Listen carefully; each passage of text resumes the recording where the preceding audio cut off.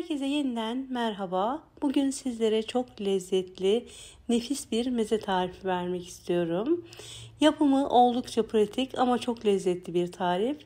Mutlaka denemenizi tavsiye ediyorum ve hemen yapımına geçiyorum. Bu nefis mezemizi közlenmiş patlıcan ve közlenmiş biberle hazırlayacağız. Ben bunları yazdan közleyip buzluğa kaldırmıştım. Hemen bu şekilde değerlendirmek istedim. İsterseniz taze patlıcan ve taze biberi közleyip hemen hazırlayabilirsiniz. Ben bunu akşamdan buzluktan çıkardım ve sabaha kadar buzu tamamen çözüldü. Şimdi hemen mezemin yapımına geçiyorum. Sizin de böyle buzlukta közlenmiş biber ve patlıcanınız varsa bu tarifi hızlı bir şekilde hazırlayabilirsiniz.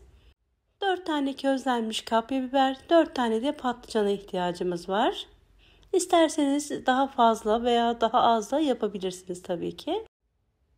Benim rondom küçük olduğu için yarıya bölerek rondodan çekeceğim. Yani 2 tane patlıcan, 2 tane biberi aynı anda koyup diğer malzemelerini üzerine ekleyeceğim.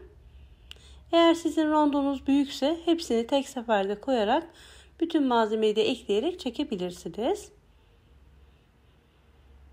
Şimdi üzerine 2 tane sarımsağını ekliyorum. Toplamda 4 sarımsak kullandım.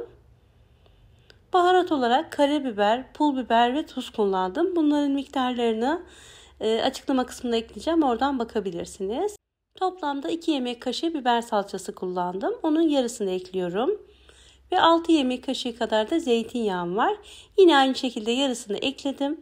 Ve kapağını kapatıp rondodan püre kıvamına gelene kadar bütün malzemeleri çekeceğim.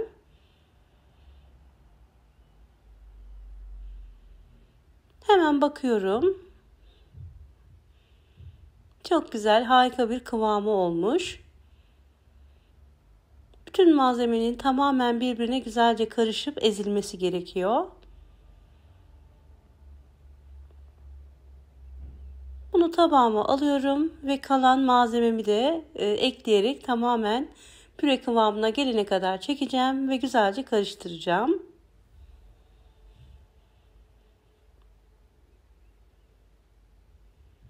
Kalan zeytinyağımı üzerine ekliyorum. Yine aynı şekilde biber salçasını da ekliyorum.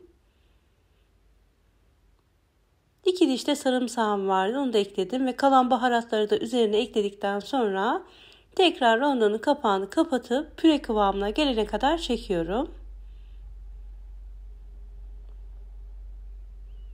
Evet, gördüğünüz gibi rengi, kıvamı muhteşem bir meze oldu arkadaşlar. İsterseniz bu şekilde hazırlayıp bir kavanoza koyup buzdolabında muhafaza edebilirsiniz. Sonrasında azar azar tüketirsiniz. Gördüğünüz gibi rengi, kıvamı muhteşem oldu. Hemen bunu da tabağıma alıyorum. İsterseniz içerisine ceviz ekleyebilirsiniz. İnce bir şekilde kıyıp, o da çok yakışacaktır. Ben bu şekilde sade olarak hazırladım. Lezzeti gerçekten muhteşem oldu.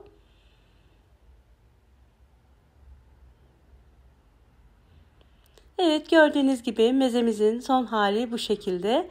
Ben şimdi birazdan kenarlarını cevizle de süsleyeceğim. Sizlere hemen şöyle rengini, görüntüsünü daha yakından göstermek istedim.